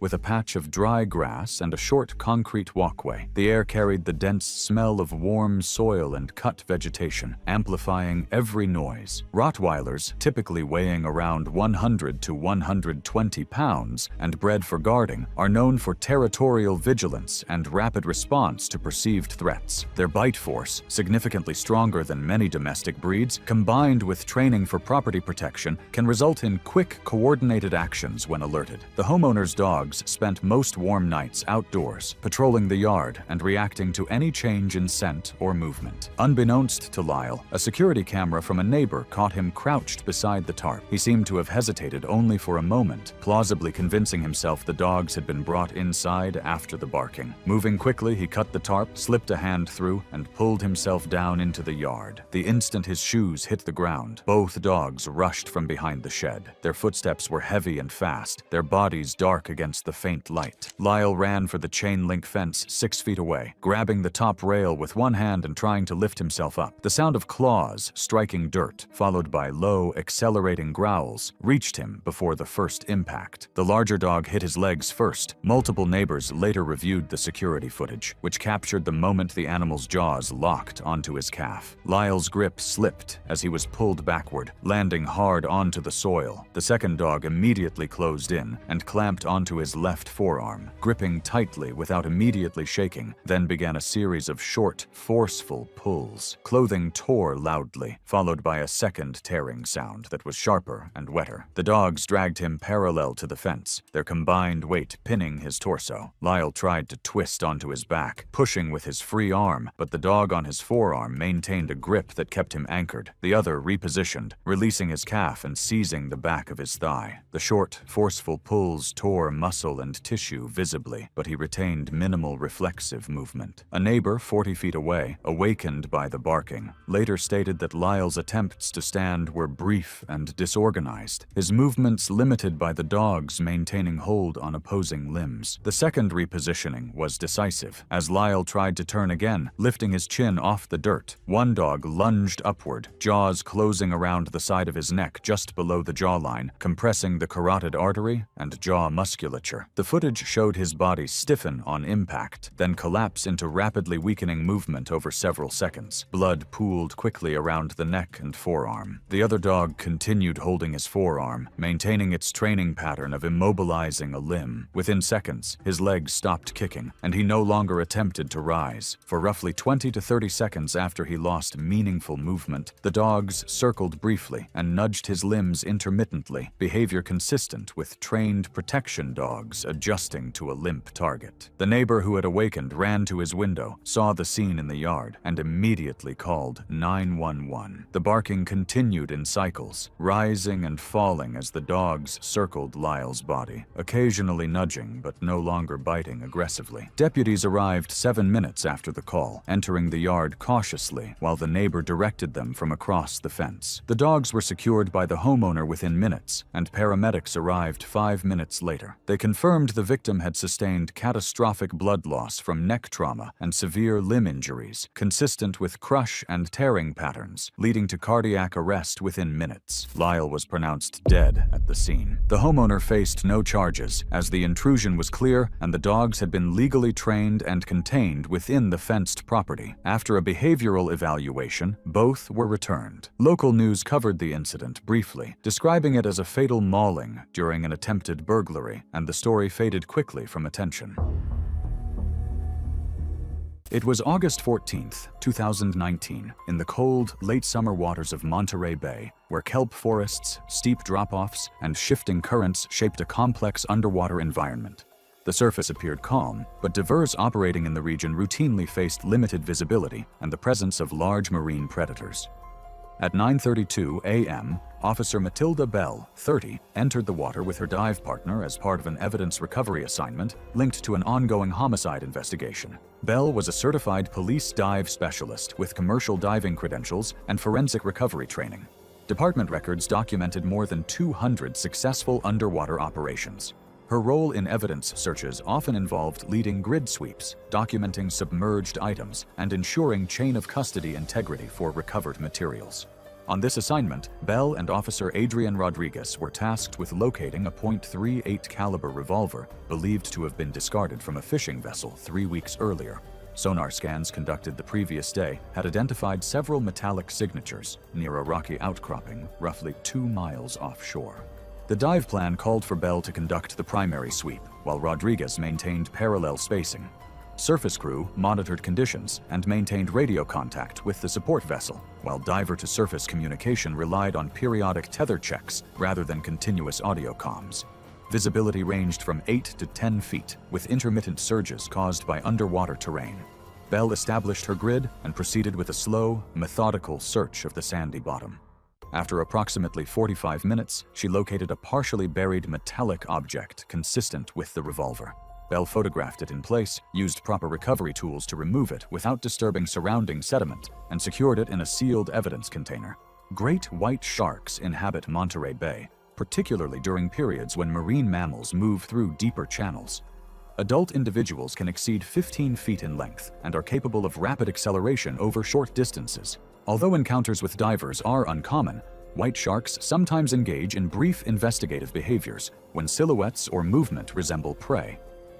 Once Bell confirmed the recovery, she began her ascent along the guideline while maintaining controlled pace to comply with decompression requirements. At a depth of roughly 25 feet, she observed a sudden shift in fish behavior as several species dispersed from the area. She noted a sudden shift in fish behavior as several species dispersed from the area. Bell continued her ascent, noting a large, indistinct shape moving at the edge of her visibility range, but without clear identification. Bell surfaced approximately 100 feet from the dive boat. She signaled for retrieval while remaining upright in the water. The surface crew began maneuvering toward her position as Rodriguez continued ascending below. According to later statements from the boat crew, a large dorsal fin appeared near Bell moments before contact. The shark approached at a shallow angle, consistent with an investigative pass, and briefly made contact with Bell's equipment, causing her to rotate slightly in the water. The vessel altered course to close distance, but within seconds the shark struck again. Bell was pulled partially underwater as the animal made a rapid bite and release motion, a behavior consistent with mistaken identity strikes documented in the region. The crew reported seeing turbulent water and a flash of the shark's tail as it moved past Bell. She resurfaced almost immediately and attempted to remain upright while signaling distress. Boat personnel reached her position within moments of the strike. Crew members used poles to create separation when the shark made a brief secondary pass at the surface before turning away. They pulled Bell aboard the vessel and initiated emergency medical care. Her wetsuit showed extensive tearing along one leg and lower torso. The crew applied pressure to multiple bleeding sites and secured tourniquets where applicable. According to the crew, Bell remained responsive briefly and indicated the approximate recovery area before her condition worsened. Rodriguez was brought aboard shortly after, as the vessel made immediate preparations to return to harbor. The crew maintained continuous first aid during transit, but Bell lost consciousness within minutes. Despite continued efforts, she showed no signs of recovery. On arrival at the marina, medical personnel transferred her to waiting responders, who confirmed that her injuries were non-survivable. A forensic examination later documented extensive soft tissue trauma consistent with a single rapid bite characteristic of a large great white shark. The pattern of injuries aligned with a bite and release strike, a behavior typical in cases where sharks misidentify divers or surfers as marine mammals. Analysts found no indication of prolonged contact, repeated attacks, or predatory follow-up. The recovered revolver was intact and provided ballistic evidence that linked the homicide suspect to the crime. Investigators later determined that Bell's documentation and handling procedures were sufficient to maintain evidentiary integrity, allowing prosecutors to introduce the weapon at trial. The case ultimately resulted in a conviction. Following Bell's death, the department implemented revised diving protocols for operations in known great white habitats. New procedures required aerial spotters when visibility conditions fell below preset thresholds, mandatory shark deterrent devices for divers, and expanded vessel monitoring zones around active dive sites. Training guidelines were also updated to address wildlife encounter procedures specific to offshore environments. Bell's death highlighted the inherent risks faced by underwater investigators working in dynamic marine ecosystems. Her final operation yielded crucial evidence that advanced the homicide case she had been assigned, and the circumstances of the incident prompted procedural improvements aimed at reducing risk to future dive teams. Attention.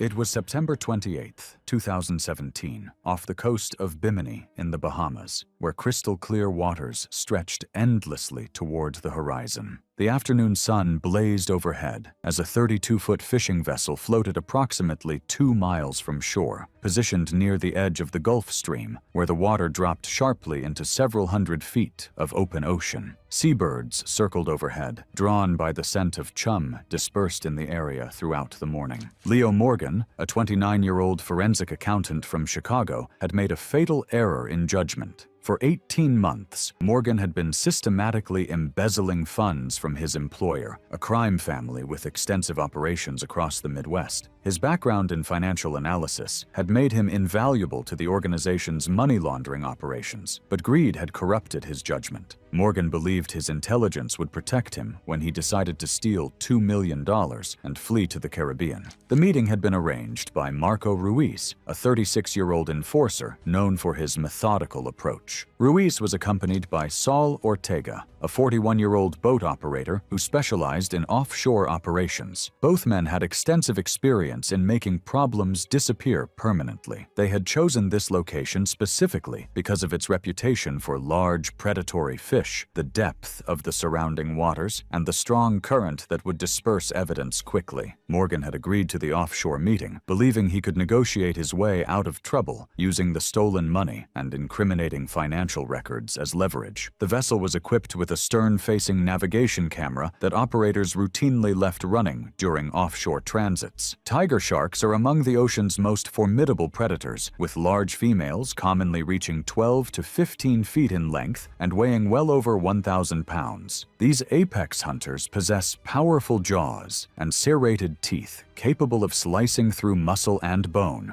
with serrated teeth designed to slice through bone and cartilage with devastating efficiency. They can detect trace amounts of blood in the water from considerable distances, especially when strong currents carry the scent through their hunting grounds. The negotiation lasted approximately 15 minutes before Ruiz and Ortega revealed their true intentions. At 3:20 p.m., they shot Morgan twice in both legs. The wounds were inflicted to immobilize him without causing immediate death. Morgan was pushed overboard into the warm Caribbean waters. The blood from Morgan's leg wounds began dispersing immediately, creating a crimson cloud that expanded rapidly in the clear water. The strong Gulf Stream current carried the blood signature through the area, mixing with the residual chum trail that had been in the water since morning. The stern camera captured only surface turbulence and intermittent splashing consistent with a violent struggle despite his injuries, while dark shapes became visible beneath the surface as the blood plume spread through the current. Shortly after Morgan entered the water, later estimated to be under 2 minutes, the first tiger shark appeared, a massive individual measuring approximately 14 feet in length. The predator approached from the depths below, following the blood trail with methodical precision. After briefly contacting him in what appeared to be exploratory behavior, the shark's movement pattern shifted as it confirmed Morgan as wounded and vulnerable. The first strike came from below with explosive force. The shark's powerful jaws clamped down on Morgan's upper thigh, the serrated teeth crushing through muscle and bone. The initial bite caused catastrophic leg trauma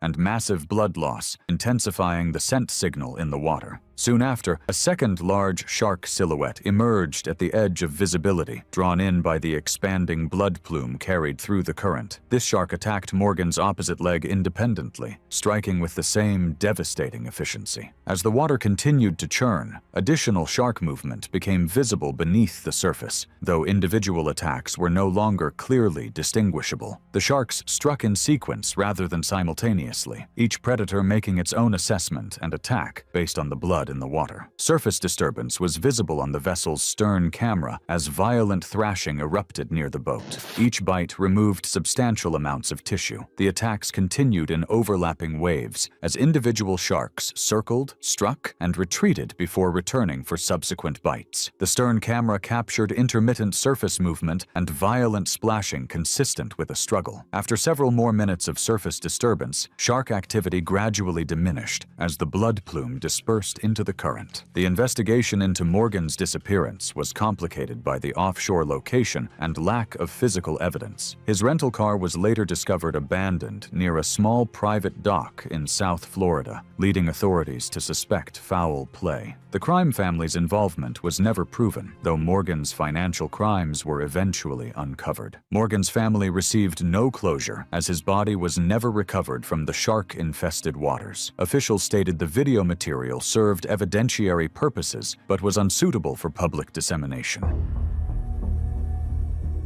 It was September 8, 2014, in the Flathead National Forest adjacent to Glacier National Park, Montana. Aspen leaves had begun their autumn turn, creating a golden canopy above the rugged terrain. Frost covered the high meadows as crystalline air provided perfect clarity across the wilderness. Travis Holloway was 29, an armed robber who had killed a security guard during a botched heist in a nearby city. He had fled into the backcountry with minimal supplies, hoping to reach an abandoned logging camp where he had stashed emergency provisions during previous hunting trips. Holloway possessed military training from overseas deployments, but underestimated the challenges of evading pursuit in grizzly country during peak feeding season. Late-season hyperphagia had driven bears into a near-constant feeding cycle as they prepared for winter hibernation. The remote wilderness area had become a known danger zone, with multiple aggressive bear encounters forcing temporary trail closures in recent weeks. A particular grizzly sow with 2 yearling cubs had been defending prime huckleberry patches, becoming increasingly bold as winter approached. Local outfitters specifically avoided the creek drainage where Holloway was headed, knowing the bears had claimed that territory for pre-hibernation feeding. Fresh claw marks scarred bark on numerous trees throughout the drainage, indicating recent feeding activity and territorial marking behavior. The night before, wildlife officials had discovered a ransacked campsite 3 miles from the logging camp, with clear evidence of bear activity, including torn food containers and massive paw prints in the mud. Trail cameras positioned throughout the area had captured images of the sow with her cubs moving aggressively toward any perceived threats to their food sources. Despite these warning signs, Holloway continued toward his cache location, driven by the need to reach his emergency supplies. The North American grizzly bear, scientifically known as Ursus arctos horribilis, represents one of the continent's most formidable predators. Adult females weigh between 400 and 600 pounds, while males can exceed 900 pounds. These massive animals can run 35 miles per hour uphill or downhill, with climbing abilities that exceed human capability. Mother bears with cubs are statistically the most dangerous, attacking when they perceive any threat within 150 yards. Their sense of smell is 7 times stronger than a bloodhound's, capable of detecting scents from 3 miles away. Holloway reached the logging camp ruins at 4:45 p.m., exhausted and mildly hypothermic after hours of exposure and sweat-soaked clothing from his cross-country flight. His hidden supply cache had been ransacked by animals, with torn food packages scattered around bear scat and claw marks on nearby trees. While searching for salvageable items, he unknowingly positioned himself between the sow and her cubs, who were foraging 60 yards downhill in dense huckleberry thickets. The 520-pound female detected his presence immediately and charged from dense willows, covering the distance in seconds. Holloway drew his pistol and managed only 1 shot before impact, the bullet striking the bear's shoulder but failing to stop her momentum. The bear struck him with devastating force, her massive paw connecting with his chest and launching him backward into the stone foundation ruins. The impact shattered multiple ribs and caused severe internal bleeding. The sow continued her assault with typical defensive fury, delivering crushing bites to his torso and limbs to neutralize the perceived threat to her cubs. Her powerful jaws crushed his left shoulder, while her claws raked across his abdomen, creating massive trauma. The bear's 400-pound weight pinned him against the stone foundation as she delivered several more devastating strikes to ensure he could no longer threaten her offspring. The attack was brief but catastrophic. Holloway suffered massive blood loss from multiple puncture wounds and internal injuries. He likely lost consciousness quickly due to their severity. The combination of crushing trauma and severe hemorrhaging proved fatal within minutes of the initial contact. The sow briefly investigated the motionless body before returning to her cubs, who had remained hidden in the berry thickets during the encounter. The family group moved away from the area immediately after the attack, following their natural instinct to avoid the scene of conflict. Hunter reports of gunshots and brief screaming prompted a search and rescue response the following morning. Search teams found Holloway's remains near the stone foundation, with clear evidence of a defensive grizzly attack. The pistol was recovered 12 feet from the body, with several unfired rounds remaining in the cylinder. Officials confirmed the attack through track patterns and wound analysis. Paw print casts taken from the scene matched known measurements of the territorial sow. The bear and her cubs were not pursued, as the attack occurred in their natural habitat during normal defensive behavior. Local authorities closed the armed robbery case, noting in their report that the suspect was deceased due to wildlife encounter while evading arrest. It was November 3, 2015, in rural northern Georgia, when a 911 call reported a break-in at a small exotic animal property. Several enclosure locks had been cut, allowing 3 adult chimpanzees to move into the facility's interior corridor. At 7:24 a.m., Officer Genevieve Miller, 32, arrived on scene as the first responder. Department records noted her background in search and rescue support and prior deployments to complex field incidents, though she had no documented experience involving escaped primates. The property owner met her near the main gate and explained that several padlocks had been cut with bolt cutters. Debris was scattered across the feed corridor, and 3 chimpanzees were unaccounted for inside the structure. Animal control personnel had been dispatched, but were more than 40 minutes away due to the distance. The facility itself was modest, a series of retrofitted sheds connected by a central corridor used for feeding and basic maintenance. The enclosures were not research grade, and the property was privately owned rather than part of a regulated biomedical program. The animals had been housed for years, and the facility relied on manual locks rather than automated control systems. Overnight staff was not present, which allowed intruders to compromise several doors without detection until morning. Chimpanzees are highly intelligent and physically powerful primates. Adult males can reach weights of 130 to 150 pounds, with dense muscular structure in the upper body. Their arm strength allows them to generate force far exceeding that of an adult human, and they possess large canine teeth capable of causing significant trauma. When startled or agitated, chimpanzees may engage in rapid, chaotic bursts of aggressive behavior rather than prolonged attacks.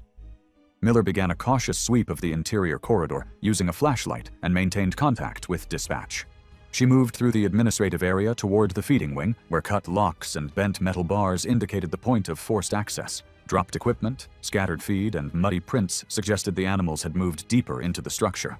Miller paused at an intersection near the storage room upon hearing movement from ahead. According to later reconstruction based on Miller's radio transmissions and interior camera footage, she encountered the first chimpanzee roughly 20 feet down the narrow corridor. The animal exhibited agitation, piloerection, rapid foot stomping, and intermittent vocalizations. As Miller attempted to withdraw toward the exit to avoid further escalation, 2 additional chimpanzees emerged from the adjoining storage room, effectively blocking her path. Miller reported her position to dispatch and attempted to maintain distance while relying on general de-escalation principles, slow movements, and a non-threatening posture to avoid further agitation. However, the confined space, the animal's heightened stress from the break-in, and the presence of an unfamiliar human created an unstable situation. Within seconds, the largest chimpanzee closed the distance. Camera footage later reviewed by investigators showed a fast, chaotic sequence rather than coordinated action. The dominant male made the first contact, striking Miller in the upper body and causing her to fall backward. The impact drove her against a wall, and she dropped her radio during the fall. As she attempted to regain her footing, the chimpanzee struck again, followed by a second animal approaching from the side. The physical blows delivered by adult chimpanzees generate substantial force, and the initial impacts caused Miller to collapse and lose control of her defensive posture. Forensic examination later determined that Miller sustained a combination of blunt force injuries to the head and upper torso during the first seconds of contact. Bite wounds on her forearm and shoulder were consistent with an animal attempting to assert dominance or neutralize a perceived threat. The sequence lasted less than 30 seconds, typical of a high-intensity primate outburst, before the animals moved away down the corridor, leaving Miller unresponsive. Animal control teams arrived shortly afterward and used tranquilizers to safely sedate all 3 chimpanzees. Responders located Miller in the corridor and initiated emergency medical care prior to transport. She was taken to a regional trauma facility where medical staff identified extensive cranial trauma, multiple fractures, and severe blood loss. Despite surgical intervention, her injuries were non-survivable, and she was pronounced deceased within hours of arrival. Facility inspection confirmed that the break-in had compromised multiple structural points, including 2 primary locks and a secondary containment gate. Investigators noted the property lacked the safety measures typically found in regulated institutions. The owner cooperated with authorities and surrendered the chimpanzees, which were transferred to a licensed sanctuary. 3 individuals linked to a local activist group were later arrested after forensic analysis matched their tools to the damaged locks. Charges included burglary, property destruction, and reckless endangerment. The department updated response guidelines, emphasizing perimeter control and delaying interior entry until specialists arrive. It was August 14, 2017, in the rural outskirts of Maharashtra, India, where a partially decommissioned wildlife facility sat half-swallowed by vines and dust. Shadows pooled in corners, and faint, acrid scents drifted from long-forgotten holding areas, hinting at predators that might still linger within the structures. Deepak Rott, 31, had long depended on scrap metal to make a living. He was known among small-time buyers for stripping derelict sites of wiring, pipe fittings, and rusting fixtures. Deepak had grown up near industrial yards and understood how to move through deserted structures without injuring himself or triggering alarms. The abandoned zoo had been on his list for months, rumored to have untouched metal in the old big cat pens, including brass couplings that could fetch decent pay. With debts building and buyers expecting another load that week, he convinced himself the trip was worth it, despite the isolation. The grounds were quiet, as he and a partner named Viren reached the perimeter fence, where broken sections leaned outward into tall grass. A few banyan roots pushed through the concrete, and the powdery soil held faint prints from stray dogs that roamed the property. Rangers later determined the tiger had entered only recently through a breach in the outer perimeter, using the vacant structures for shade. Tigers in western India, particularly young adult males pushed out of established territories, sometimes enter neglected structures seeking shade or scavenging opportunities. A typical adult male weighs 400 to 500 pounds, reaches lengths around 9 feet, including the tail, and can launch forward in a short burst of 30 to 40 miles per hour. Their jaw strength, built for shearing muscle and vertebrae, allows them to clamp down with enough pressure to immobilize prey almost instantly. Displaced individuals can behave unpredictably, particularly if underfed or stressed. The quiet bothered Viren, who mentioned the faint smell drifting across the courtyard, an acrid, heavy scent like decayed hide. Deepak brushed it aside and focused on the rusted gates, which were still lined with metal panels worth salvaging. A weather-beaten sign lay in pieces on the ground, but neither man paused to read the faded warnings about restricted access and wildlife sightings. As they moved toward the old big cat pen, a few pigeons burst from a ledge, scattering dust that hung in the air like a thin veil. The enclosure's front bars had warped outward over the years, leaving a narrow gap only a thin person could slip through. Deepak knelt to evaluate a brass coupling on a pipe running along the inner wall. Viren stood outside the bars, watching the entrance path and listening to the wind move through the overgrown shrubs. A soft, low sound traveled through the enclosure, but he assumed it was loose metal shifting. Deepak focused on loosening the fitting, unaware of the shadowed section behind him where the wall met a patch of collapse. collapsed roofing. In a movement too fast for Viren to react, a tiger lunged from the shaded corner. The animal's body launched in a compact forward surge. Viren later recalled seeing the tiger clamp its jaws onto Deepak's neck and upper shoulder, lifting him slightly before forcing him sideways onto the concrete. The initial bite severed major blood vessels and likely fractured the cervical vertebrae, causing instantaneous incapacitation. Any minor movement observed afterward was reflexive, not voluntary. The tiger shifted its hold, dragging Deepak behind a partial divider where broken tiles lay scattered. The scrape of his boots against concrete was brief, followed by the dense thud of the tiger settling its weight. The tiger stayed over the body, making rapid, forceful movements that disturbed the debris around the divider. Viren remained frozen at the gate, unable to see finer anatomical details, watching the tiger's back rise and fall as it fed. Recognizing the danger, Viren backed away carefully, retreating to the path before using a prepaid phone to contact a local ranger he knew, providing only general directions. Rangers arrived 18 minutes later and began tracking the tiger through the rear breach and surrounding vegetation. Containment and sedation took several hours. Using tranquilizer darts and bait, officials eventually captured the animal later that evening. Veterinary evaluation confirmed it posed an ongoing threat to local communities, and it was euthanized. Investigators recovered major portions of Deepak's body at the initial attack site, consistent with immediate predation, while some tissue had been displaced into surrounding debris. The forensic report concluded that death occurred instantaneously due to cervical trauma and massive arterial bleeding. In the aftermath, investigators determined Viren had knowingly assisted Deepak in entering a restricted and dangerous area. He later turned himself in to the authorities, admitting to aiding the illegal salvage attempt. Viren later received a short custodial sentence for trespass and unlawful entry into a restricted wildlife zone.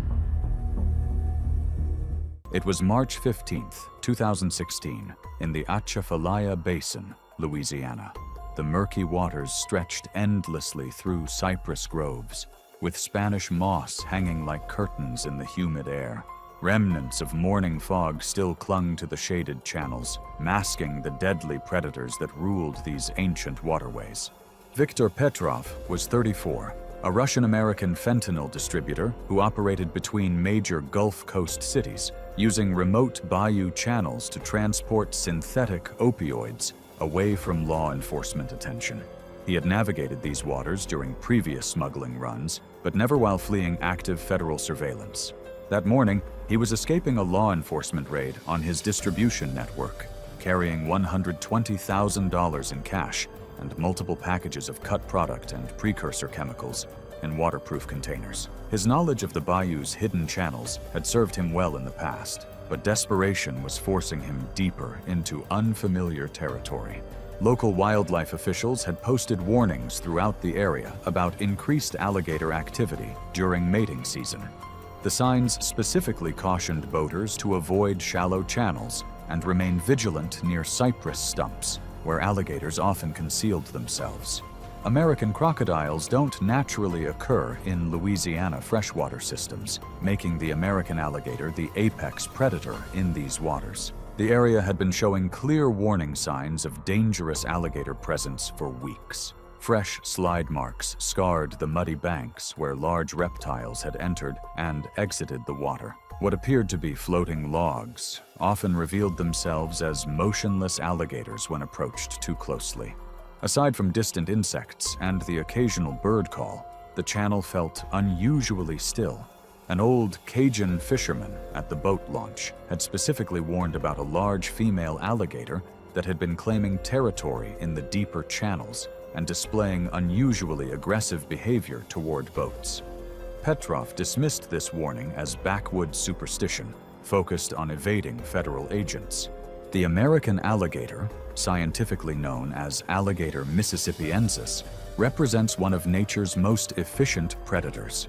Adults regularly reach lengths of 8 to 14 feet, weighing between 400 and 800 pounds.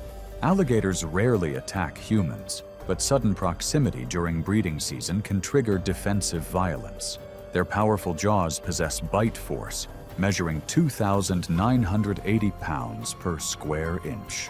During the breeding season, which begins in early spring, Alligators become more territorial, and encounters with boats increase as the reptiles establish mating areas. Their powerful jaws and signature death roll technique are specifically designed for gripping prey underwater while simultaneously drowning victims through violent rotational movements. Petrov's 16-foot aluminum boat entered a narrow channel marked by ancient cypress stumps at 2:30 p.m. The primary engine began sputtering and eventually died completely, forcing him to switch to the smaller backup motor. The silence that followed was broken only by water lapping against cypress roots and the distant call of a great blue heron. Spanish moss draped from overhead branches created a natural canopy that filtered the afternoon light into shifting patterns across the dark water surface. While leaning over the stern to prime the fuel line, the unnatural stillness surrounding his position became apparent. The usual sounds of swamp life had ceased entirely, with no bird calls or insect activity disturbing the heavy air. The water around his boat appeared unusually calm, creating perfect mirror-like reflections of the surrounding vegetation. As he worked with the fuel primer, ripples appeared from his starboard side, cutting through the otherwise motionless water. The massive alligator surfaced approximately 15 feet away, creating a distinctive wake pattern as it moved through the dark water. The alligator struck from water level, clamping its powerful jaws onto Petrov's right arm as he leaned over the boat's edge. The initial bite fractured his radius and ulna before dragging him overboard into the shallow water. The alligator immediately pulled him toward the deeper channel, beginning its death roll to disorient and drown its prey while maintaining its crushing grip. The predator dragged Petrov into the deeper water of the main channel, its massive jaws clamped around his torso. Petrov surfaced briefly when the alligator adjusted its position, gasping for air before being pulled under again. The alligator's massive tail thrashed in the deeper water, creating waves that crashed against nearby cypress stumps while its powerful body maintained complete control. The ancient predator's hunting instincts guided its methodical approach to subduing its prey. Forensic evidence later suggested he survived the initial attack only briefly before drowning. A tournament angler discovered Petrov's overturned boat 4 hours later and immediately radioed authorities. Search teams found scattered drug packages floating near the attack site, along with torn clothing and extensive blood evidence staining the water and nearby vegetation. Recovery divers located Petrov's remains the following day, confirming through forensic analysis that he had been alive during the initial stages of the attack. Officials monitored the animal but did not remove it, noting that single defensive encounters rarely warrant relocation unless repeat aggression occurs. Law enforcement agencies seized the recovered narcotics, effectively closing a major fentanyl distribution case that had been under investigation for months. The incident was classified as a wildlife-related fatality in official reports.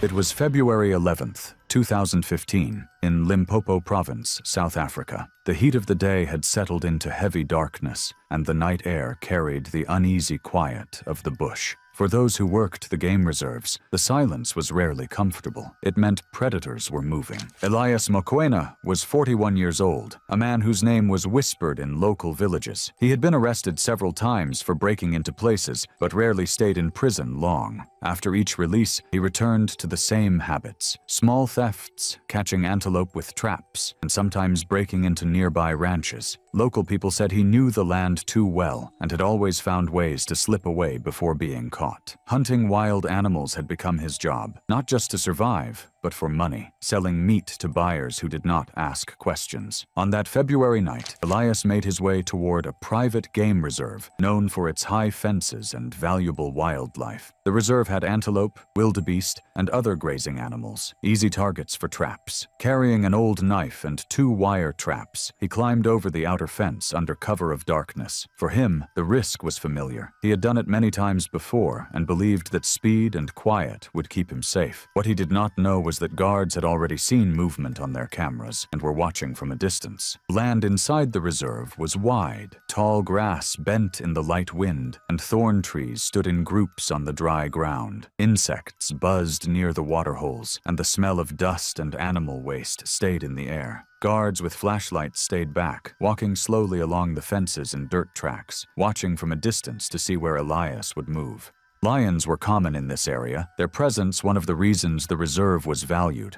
Adult males could weigh more than 400 pounds and stretch nearly 8 feet from nose to tail. Their jaws, with 3-inch teeth, could put out enough pressure to snap a spine. Lions hunted mostly at night, using the cover of grass and the quiet of their padded paws to surprise their prey. While they preferred antelope, buffalo, or zebra, lions would not hesitate to attack a human who came into their territory. There had been warnings. Local people often talked about lions walking close to fences, leaving paw prints pressed into the dirt roads. Rangers put up notices near villages that poachers risked not only arrest, but attacks from predators. Elias, who knew the area, ignored these signs. He believed the lions stayed deeper in the reserve and would avoid humans. Guards later said they saw him put down his traps near a patch of tall grass, working quickly and without hesitation. The attack began quickly. As Elias bent to place one of his traps, a lion moved out from the grass. The guards heard his scream in the dark, followed by a deep growl. The lion leapt with its full weight, pushing him flat onto the ground. The ground shifted as he struggled. The wire of his trap caught beneath him. Guards noticed the sounds more than the sight. The rip of fabric, the thud of paws on the ground, and Elias's cries that turned weak. The lion bit into his leg first and pulled him several feet into the grass. The crack of bone was heard in the night. Elias struck with his knife, but the lion shook him hard and overpowered him. When the guards pointed their flashlights towards the noise, they saw the lion's huge head bent low, its jaws locked around his neck. The cat shook once more, the movement ending all sound from the man beneath it. His body went limp as the lion let go briefly, only to drag him deeper into the grass. The guards did not move forward. They knew trying to help without rifles would be suicide. They stood back, waiting until the sounds faded into silence. By morning, rangers followed the drag marks through the grass. They found scattered remains near a feeding area, bones and clothing torn apart, with blood staining the soil. His knife was found nearby, stained and dropped in the fight. The traps lay left behind, one half buried in dust. The lion had eaten and moved on, leaving little more than pieces of what had happened hours earlier. Authorities told the family later that morning. The burial was small, with only close relatives attending, and no public ceremony. Local people who heard about it shook their heads, but were not surprised. Poachers had long been warned of the dangers, and many saw the death as something that was bound to happen. The reserve put out a short statement, describing the incident as a result of trespassing into protected land. No names of the guards were given, and the report got only a brief mention in regional news. The lion was not bothered or moved. It had acted naturally in its territory. For the guards who had watched the attack, the memory stayed. Elias's scream cut short by the strength of one of Africa's most feared predators. For the reserve, it was another note in a long record of trespassers who underestimated the land. For his family, it was a quiet loss, marked without public attention. His name spoken only in the village where he once lived. His life did not end in prison or in court, but in the tall grass where lions still held their ground. At dawn, his remains were found near a feeding site, scattered and incomplete. The burial was small, with only close relatives present. Authorities released a brief statement, naming trespassing as the cause, and the event faded quickly from wider notice.